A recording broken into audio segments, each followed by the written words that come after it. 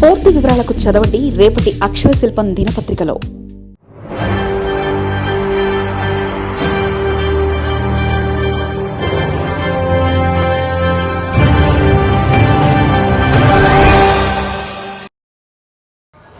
Jagan policy reverse politics, అవినీతి కేసులపై వ్యూహాత్మక వెనకడుగు. లిక్కర్ స్కామ్లో మౌనం, క్షేత్రస్థాయి నిందితులకు భరోసా.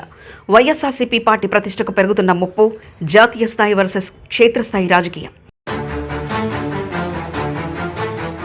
ఆంధ్రప్రదేశ్ రాజకీయాల్లో వైఎస్ఆర్ కాంగ్రెస్ పార్టీ అధినేత మాజీ ముఖ్యమంత్రి వైఎస్ జగన్మోహన్ రెడ్డి అనుసరిస్తున్న రాజకీయ వ్యూహాలు ఎప్పుడు భిన్నంగా తీవ్ర చర్చనీయాంశంగా మారుతుంటాయి. అయితే ఇటీవల కాలంలో ఆయన తీసుకుంటున్న కొన్ని నిర్ణయాలు, ఇస్తున్న రాజకీయ మద్దతు క్షేత్రస్థాయిలో సరికొత్త చర్చకు దారితీశాయి. ఒకవైపు పార్టీకి చెందిన కీలక నేతలు, అత్యంత సన్నిహితులు జాతీయ స్థాయి దర్యాప్తు సంస్థల కేసులో చిక్కుకుని జైలుకు వెళ్తుంటే మౌనం వహిస్తున్న జగన్, మరోవైపు స్థానిక ఘర్షణలు, నేర చరిత్ర కలిగిన వ్యక్తుల ఉదంతాల్లో మాత్రం స్వయంగా రంగంలోకి దిగి భరోసా కల్పిస్తుండడం రాజకీయ వర్గాలను విస్మయానికి గురిచేస్తుంది. ఈ విచిత్రమైన వ్యూహం వెనుక అసలు కారణాలేమిటి, దీనివల్ల పార్టీకి జరిగే లాభ నష్టాలు ఏమిటనే కోణంలో రాజకీయ విశ్లేషకులు జోరందుకున్నాయి. ఏపీ లిక్కర్ స్కామ్ వ్యవహారంలో వైఎస్ఆర్ కాంగ్రెస్ పార్టీకి చెందిన పెద్ద ఎత్తున కీలక నేతలు, జగన్మోహన్ రెడ్డికి అత్యంత ఆప్తులుగా ముద్రపడిన వారు వరుసగా అరెస్ట్ అవుతున్నారు. మిథున్ రెడ్డి, చెవిరెడ్డి భాస్కర్ రెడ్డి వంటి అగ్రశ్రేణి నాయకులు అరెస్ట్ అయి రోజుల తరబడి జైల్లో మగ్గుతున్నప్పటికీ పార్టీ అధినేత వారిని పరామర్శించడానికి కూడా వెళ్లకపోవడం గమనార్హం. పార్టీ ఇమేజ్ దెబ్బతినకూడదనే ఉద్దేశంతోనే అవినీతి ఆరోపణలు ఎదుర్కొంటున్న నేతలను వెనకేసుకురావడానికి ఆయన ఇష్టపడడం లేదు అని వర్గాలు చెబుతున్నాయి. జాతీయ స్థాయి దర్యాప్తు సంస్థలైన ఈడీ, సిబిఐ వంటి కేసుల్లో దూకుడుగా వ్యవహరిస్తుండటంతో అక్కడ జోక్యం చేసుకుంటే కేంద్ర ప్రభుత్వంతో నేరుగా వివేదించాల్సి వస్తుందని ముందస్తు జాగ్రత్త కూడా ఇందులో కనిపిస్తుంది. పైగా ఆర్థిక నేరాలు లేదా అవినీతికి సంబంధించిన వ్యవహారాల్లో ప్రజల నుండి పెద్దగా సానుభూతి రాదని నమ్మకంతో జగన్ ఈ అంశంపై పూర్తి నిశ్శబ్దాన్ని పాటిస్తున్నారు. లిక్కర్ స్కామ్ వంటి పెద్ద కేసుల్లో సొంత నేతలను సైతం పక్కన పెట్టిన జగన్, తెనాలి, విజయవాడ వంటి ప్రాంతాల్లో జరిగిన స్థానిక ఘర్షణలో పోలీసు రికార్డుల ప్రకారం నేర చరిత్ర ఉన్నట్లు నమోదైన వ్యక్తులకు స్వయంగా వెళ్లడం లేదా వారికి పార్టీ తరఫున లీగల్ సపోర్ట్ ప్రకటించడం అందరినీ ఆశ్చర్యపరుస్తుంది. తీవ్రమైన ఆరోపణలు ఎదుర్కొంటున్న నిందితుల పక్షాన్ని నిలబడడం ద్వారా క్షేత్రస్థాయిలో కేడర్ను కాపాడుకోవాలనేది ఆయన ఆలోచనగా తెలుస్తుంది.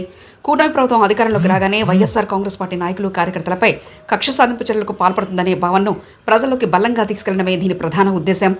నిందితులకు గత రికార్డులను పక్కన పెట్టి వారిపై బనాయిస్తున్న కేసులు కేవలం రాజకీయ ప్రేరేపితమైనని చూపించడం ద్వారా పొలిటికల్ విక్టిమ్ కార్డు ఉపయోగించి సానుభూతి సంపాదించాలనేది వైసీపీ ప్రస్తుత వ్యూహంగా కనిపిస్తుంది.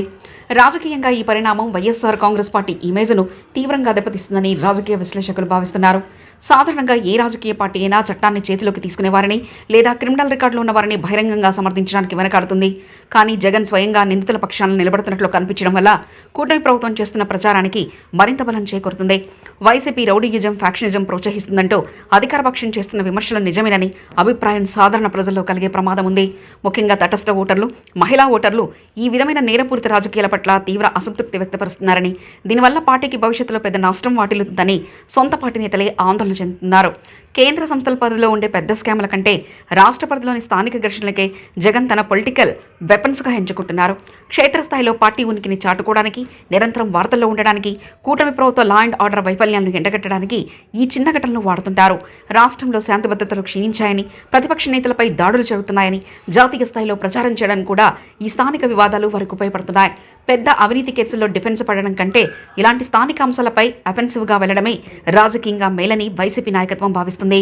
కార్యకర్తలకు భరోసా ఇవ్వడం, వారిని కేసుల నుంచి రక్షించడం అనేది పార్టీని తాత్కాలికంగా బ్రతికించుకోవడానికి ఉపయోగపడవచ్చు. కానీ క్రిమినల్ బ్యాక్గ్రౌండ్ ఉన్న వారిని వెనకేసుకురావడం దీర్ఘకాలంలో వైసీపీకి పెద్ద మైనస్ అయ్యే ప్రమాదం స్పష్టంగా కనిపిస్తుంది. గత ఎన్నికల్లో వైఎస్ జగన్ ఓడిపోవడానికి ప్రధాన కారణాల్లో రాష్ట్రంలో శాంతి భద్రతల అంశం, దౌర్జన్యాలు కూడా ముఖ్యమైనవని విశ్లేషణలు వచ్చాయి. ఇప్పుడు మళ్లీ అదే తరహా రౌడీయిజం ముద్రపడితే భవిష్యత్తులో పార్టీని తిరిగి అధికారంలోకి తీసుకురావడం అత్యంత కష్టతరంగా మారుతుందన్న అభిప్రాయాలు వ్యక్తమవుతున్నాయి. తాత్కాలిక రాజకీయ ప్రయోజనాల కోసం అనుసరిస్తున్న ఈ రివర్స్ వ్యూహం భవిష్యత్తులో పార్టీ ఉనికికి ముప్పుగా పరిణమించే అవకాశం ఉందని రాజకీయ పరిశీలకులు హెచ్చరిస్తున్నారు.